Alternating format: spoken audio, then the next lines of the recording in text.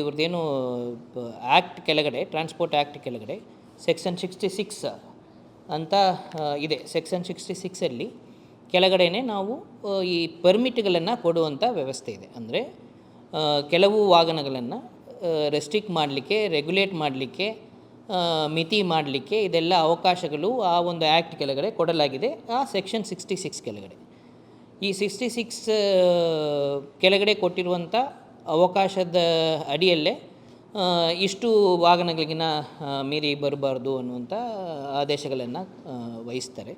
ಇದರ ಜೊತೆ ಸ್ಪೆಸಿಫಿಕ್ಕಾಗಿ ಮಂಗಳೂರು ದಕ್ಷಿಣ ಕನ್ನಡ, ಯೂನಿಫೈಡ್ ದಕ್ಷಿಣ ಕನ್ನಡದಲ್ಲಿ 93 ಆವಾಗ 115 ಸೆಕ್ಷನ್ ಕೆಳಗಡೆ ಒಂದು ಆದೇಶ ಮಾಡ್ತಾರೆ. ಈ ವಲಯ ಅನ್ನುವಂಥ ಕಾನ್ಸೆಪ್ಟನ್ನು ಅದರಲ್ಲಿ ಕ್ರಿಯೇಟ್ ಮಾಡ್ತಾರೆ. ಈಗ ಈ ಆಟೋ ರಿಕ್ಷಾ ಸಂಬಂಧಪಟ್ಟಂತೆ ಏನು ಇದರಲ್ಲಿ ಆದೇಶ ಆಗಿದೆ ಅನ್ನುವಂಥದ್ದನ್ನು ಫಸ್ಟು ಸ್ಪಷ್ಟವಾಗಿ ನಾವು ಅರ್ಥ ಮಾಡ್ಕೋಬೇಕಾಗುತ್ತೆ. ಏನಂತ ಹೇಳಿದರೆ, ಎಲೆಕ್ಟ್ರಿಕ್ ವೆಹಿಕಲ್ಸ್ಗೆ ಈ section 66 under which permits are given, ಆ ಸೆಕ್ಷನ್ 66 ಇಂಥ ಸಂಪೂರ್ಣ ವಿನಾಯಿತಿಯನ್ನು ದೇಶಾದ್ಯಂತ ಕೊಟ್ಟಿದ್ದಾರೆ. ಅಂದರೆ ಸೆಂಟ್ರಲ್ ಗೌರ್ಮೆಂಟಿಂದನೇ ಸೆಕ್ಷನ್ 66 ಡೆಫಿನಿಷನ್ ಕೆಳಗಡೆ ಈ ಒಂದು ಎಲೆಕ್ಟ್ರಿಕ್ ವೆಹಿಕಲ್ಸ್ಗಳಿಗೆ ಸಂಪೂರ್ಣ ಒಂದು ಮುಕ್ತಿಯನ್ನು ಕೊಟ್ಟಿದ್ದಾರೆ. ಅದನ್ನು ಯಾವುದೇ ರೀತಿಯಲ್ಲಿ ರೆಗ್ಯುಲೇಟ್ ಮಾಡಲಿಕ್ಕೆ ಅವಕಾಶ, ಎಲೆಕ್ಟ್ರಿಕ್ ವೆಹಿಕಲಲ್ಲಿ ಮಾಡಲಿಕ್ಕೆ ಅವಕಾಶ ಅದರಲ್ಲಿ ಬರುವುದಿಲ್ಲ. ಸೆಕ್ಷನ್ 66ಇಂದನೇ ಅವ್ರನ್ನ ಹೊರಗೆ ಉಳಿಸಿರುವಂಥದ್ದು. ಇದು ಆಲ್ ಓವರ್ ದ ಕಂಟ್ರಿ ಇರುವಂಥ ನಂಬರ್ 1. ನಂಬರ್ 2, ಈ ಏನೀಗ ವಲಯ ಕಾನ್ಸೆಪ್ಟ್ ಅಂತ ಹೇಳಿದರೆ, ಇದು ಸಹ ಈಗ ಸೆಕ್ಷನ್ 66 ಕೆಳಗಡೆ ಪರ್ಮಿಟೇ ಅವ್ರಿಗೆ ಕೊಡೋಕ್ಕೆ ಬರಲ್ಲ. ಪರ್ಮಿಟೇ ಕೊಡೋಕ್ಕೆ ಬರಲ್ಲ ಅಂದಮೇಲೆ ಅದರಲ್ಲಿ ರೆಸ್ಟ್ರಿಕ್ಷನ್ಸನ್ನು ಇಶ್ಯೂ ಮಾಡೋದು, ಆ ಪರ್ಮಿಟನ್ನು ಇಲ್ಲಿ ತನಕ ಮಾಡುವಂಥದ್ದು, ಅಲ್ಲಿ ತನಕ ಮಾಡುವಂಥ ಕೆಲವಂಥ ಪ್ರಶ್ನೆ ಬರುವುದಿಲ್ಲ. ಇದನ್ನು ಹಿಂದಿನ ಆದೇಶ, ಇದಕ್ಕೆ ಮುಂಚೆ ಇದ್ದಂಥ ಜಿಲ್ಲಾಧಿಕಾರಿಗಳ ಆದೇಶದಲ್ಲಿ ಆರ್ಟಿಫಿಷಿಯಲ್ ಆಗಿ ಒಂದು ರೆಸ್ಟ್ರಿಕ್ಷನನ್ನು ಕ್ರಿಯೇಟ್ ಮಾಡಿದ್ದಾರೆ. ಅದು ಯಾವುದಂತ ಹೇಳಿದರೆ, 115 ಕೆಳಗಡೆ ಈ ದಿನಾಂಕ ತನಕ ರಿಜಿಸ್ಟರ್ ಆಗಿರುವಂಥದ್ದು ವಲಯ 2, ಆಮೇಲೆ ವಲಯ 1, ಅನಂತರ ವಲಯ 2 ಅನ್ನುವಂಥ ಒಂದು ಆದೇಶವನ್ನು ಹೊರಡಿಸಿರ್ತಾರೆ.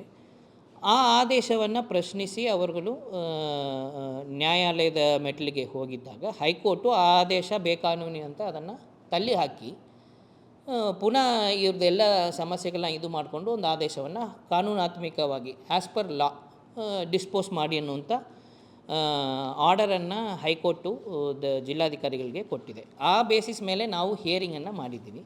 ಆ ಹಿಯರಿಂಗಲ್ಲಿ ಇದು ಏಕಪಕ್ಷ ನಿರ್ಣಯ ಅನ್ನುವಂಥದ್ದು ಸಹ ಸಂಪೂರ್ಣ ತಪ್ಪಾಗ್ತದೆ. ಅದು ಏಕಪಕ್ಷ ನಿರ್ಣಯ ಅಂತ ಹೇಳಲಿಕ್ಕೆ ಆಗೋದಿಲ್ಲ. ಯಾಕಂದರೆ ಇದರಲ್ಲಿ ಕೋರ್ಟ್ ನೋಟಿಸ್ ಕೊಟ್ಟು ಸತತವಾಗಿ 6 ಗಂಟೆ ಹೇಳುವುದಾದರೆ ನಾನು 6 hours ಹಿಯರಿಂಗ್ ಮಾಡಿಸಿದ್ದೀನಿ ಇದರಲ್ಲಿ.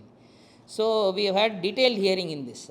ಇದರಲ್ಲಿ ಯಾರ್ಯಾರಿಗೆ ಕೊಟ್ಟಿದ್ದೀವಿ ಅಂದರೆ, ಯಾವ್ಯಾವ ಅಸೋಸಿಯೇಷನ್ಸ್ ಎಲ್ಲ ಅಲ್ಲಿ ಇದನ್ನು ಇವರುಗಳು ಏನು ಈ ಆಟೋ ರಿಕ್ಷಾದವರು ಆ ಆದೇಶವನ್ನು ಕ್ವೆಶ್ಚನ್ ಮಾಡಿಕೊಂಡು ಹೈಕೋರ್ಟ್ ಹೋದರು. ಅದರ್ ಆಟೋ ರಿಕ್ಷಾಸ್ ಅವರು ಅದನ್ನು ಪರವಾಗಿ ಅದನ್ನು ಇದು ಮಾಡಬಾರ್ದು ಅಂತ ಅವರು ಹೋಗಿ ಅದರಲ್ಲಿ ಇಂಪ್ಲೀಡ್ ಮಾಡ್ಕೊಂಡಿದ್ದಾರೆ. ಸೊ ಆ ಥರ ಇಂಪ್ಲೀಡ್ ಮಾಡ್ಕೊಂಡಿದ್ದವರು ಯಾರ್ಯಾರೆಲ್ಲ ಪಾರ್ಟಿಸಿದ್ರು ಅಷ್ಟು ಜನರಿಗೂ ನಾವು ನೋಟಿಸ್ ಕೊಟ್ಟು, ಅವರು ಥ್ರೂ ಲಾಯರ್ಸು ನಮ್ಮಲ್ಲಿ ನಮ್ಮ ಮುಂದೆ ಅಪಿಯರ್ ಆಗಿರ್ತಾರೆ. ಭಾಳ ವಿಸ್ತಾರವಾದ ಒಂದು ಹಿಯರಿಂಗನ್ನು ಅದರಲ್ಲಿ ಮಾಡಿದ್ದೇವೆ. ಇದು ಒಂದು ಭಾಗ. ಆ ಹಿಯರಿಂಗಲ್ಲಿ ಈಗ ಏನು ಪ್ರಶ್ನೆಗಳನ್ನು ಅವರು ಕೇಳಿದ್ದಾರೆ, ಏನು ಪ್ರಶ್ನೆಗಳನ್ನು ಕೇಳ್ತಾ ಇದ್ದಾರೆ, ಈ ಎಲ್ಲ ವಿಚಾರಗಳನ್ನು 2 ರೀತಿಯಲ್ಲೂ ಅವರು 2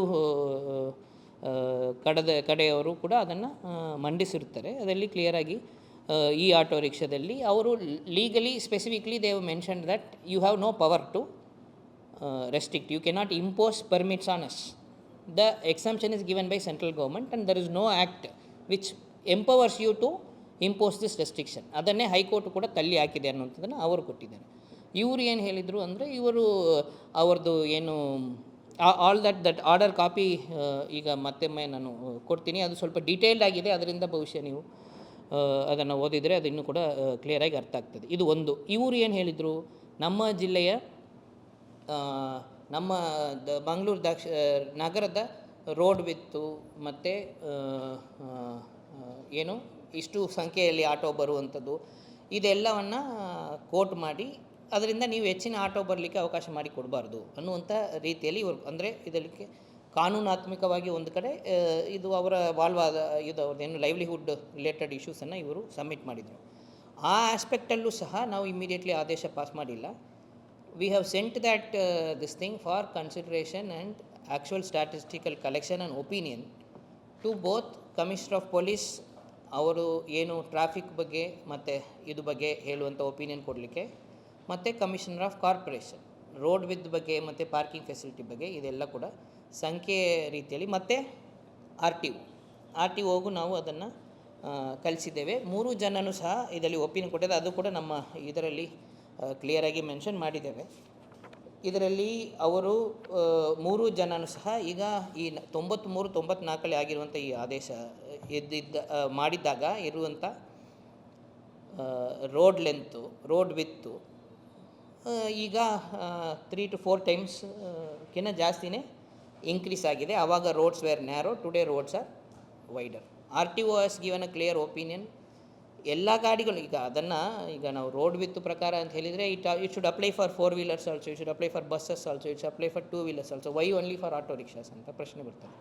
ಎನಿವೆ ಆ ಆಸ್ಪೆಕ್ಟಲ್ಲಿ ಹೇಳಿದಾಗ ನಂಬರ್ ಆಫ್ ಕ್ಯಾರಿಂಗ್ ಕೆಪಾಸಿಟಿ ಆ ಥರ ಏನು ಸಮಸ್ಯೆಗಳು ಇಲ್ಲ. ಪಾರ್ಕಿಂಗ್ ಫೆಸಿಲಿಟೀಸನ್ನು ಸಹ ನಾವು ಮಾಡೋಕ್ಕೆ ಇದು ಆಗುತ್ತೆ ಅಂತ ಕಾರ್ಪೊರೇಷನಿಂದನೂ ಸಹ ಒಪಿನಿಯನ್ ಕೊಡ್ತಾರೆ. ಲಿಖಿತವಾದ ಒಪಿನಿಯನನ್ನು 3 ಜನಗಳ ಕಡೆಯಿಂದ ಪಡೆದ ನಂತರ ನಾವು ಇದನ್ನು ಮೆನ್ಷನ್ ಮಾಡಿ ಈ ಆದೇಶವನ್ನು ಹೊರಡಿಸಿದ್ದೇವೆ. ಈ ಆದೇಶದಲ್ಲಿ ಕ್ಲಿಯರಾಗಿ ಹೇಳಿರುವಂಥದ್ದೇನು, ಕಾನೂನು ಕೆಳಗಡೆ ಇವರಿಗೆ ರೆಸ್ಟ್ರಿಕ್ಟ್ ಮಾಡಲಿಕ್ಕೆ ಅವಕಾಶ ನಮ್ಮಲ್ಲಿ ಇಲ್ಲ. I am not empowered as per act. ಅವ್ರು ಏನು ಕೇಳಿದ್ದಾರೆ ಅದು ಸರಿ ಇದೆ. ಅದನ್ನು ಹೈಕೋರ್ಟು ಸಹ ಎತ್ತಿ ಹಿಡಿದಿದೆ. ಆ ಕಾರಣದಿಂದ ಮತ್ತೆ ಈಗ ಇವರು ಬೇಡಿಕೆ ಪ್ರಕಾರ ಮಾಡಬೇಕಂತ ಹೇಳಿದರೆ ಹಿಂದಿನ ಏನು ತಳ್ಳಿ ಹಾಕಿದ್ದಾರೆ ಆದೇಶ, ಅದೇ ಆದೇಶನ ನಾವು ಪುನಃ ಮಾಡಬೇಕು. ಆ ಆದೇಶ ತಳ್ಳಿ ಹಾಕಲಾಗಿದೆ ಹೈಕೋರ್ಟಿಂದ. So there is no basis for redoing the same thing, there is no logic for that. So ಆ ಬೇಸಿಸಲ್ಲಿ ನಾವು ಅದನ್ನು ಮಾಡಿರುವಂಥದ್ದು. ಇದು ಇಲ್ಲಿ ಅಂತಲ್ಲ. ಈಗ ಇದು ಯಾವ ರೀತಿ ನನ್ನ ಒಂದು ವಿನಂತಿ ಏನಂದರೆ, ಯಾವುದು ದಕ್ಷಿಣ ಕನ್ನಡದಲ್ಲಿ ಮಾತ್ರ ಈ ಆಟೋ ರಿಕ್ಷಾಗೆ ಫೇವರ್ ಆಗಿ ಏನೋ ಒಂದು ಹೊಸದಾಗಿ ಆದೇಶ ಮಾಡಿದ್ದೀವಿ ಅನ್ನುವಂಥ ಒಂದು ಒಂದು ಬಿಂಬ ಮಾಡುವಂಥದ್ದು ತಪ್ಪು. ಯಾಕಂತ ಹೇಳಿದರೆ ಯಾವ ಕರ್ನಾಟಕದಲ್ಲಿ at least let's not take about the country, whole ಕಂಟ್ರಿಯಲ್ಲಿ ರೆಸ್ಟ್ರಿಕ್ಷನ್ ಇಲ್ಲ, because it's a central government exemption. ನಮ್ಮ ಕರ್ನಾಟಕದಲ್ಲಿ ಯಾವುದೇ including Bangalore, there is no place where there is a restriction for ಈ ಆಟೋ, ಬಿಕಾಸ್ ಅದನ್ನು ಹೇಳಿದಂಗೆ ಕಾನೂನಲ್ಲೇ ಅದಕ್ಕೆ ಅವಕಾಶ ಇಲ್ಲ. ಈ ವಲಯ ಅನ್ನುವಂಥದ್ದು ಇಲ್ಲಿ ಬರಬೇಕು, ಇಲ್ಲಿ ಇವ್ರನ್ನ ಬಿಡಬೇಕು ಬಿಡಬಾರ್ದು ಅನ್ನುವಂಥ ರೆಸ್ಟ್ರಿಕ್ಷನ್ ಕರ್ನಾಟಕದಲ್ಲೂ ಸಹ ಎಲ್ಲಿಯೂ ಸಹ ಇಲ್ಲ. ದಕ್ಷಿಣ ಕನ್ನಡದಲ್ಲಿ ಸ್ಪೆಷಲ್ ಪ್ರೊವಿಷನ್ ಯಾರಿಗೂ ಮಾಡಿಕೊಟ್ಟಿಲ್ಲ.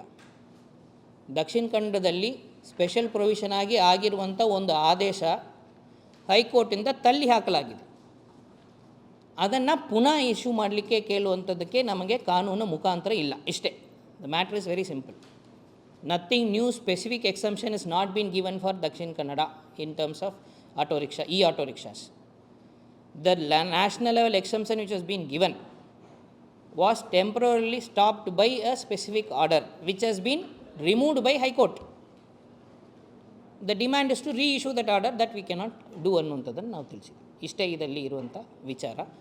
ಈ CNG ಮತ್ತು LPG ಇರುವಂಥವರಿಗೆ ಆ ಒಂದು ಆದೇಶ ಕೆಳಗಡೆ ಏನು ಇದೆ, ವಲಯ 1 ವಲಯ 2 ಅಂತ ಇದೆ, ಅದು ನಾವು ಇಂಟ್ರೊಡ್ಯೂಸ್ ಮಾಡಿರೋದಲ್ಲ. ಇದು 93-94 ಇದೆ.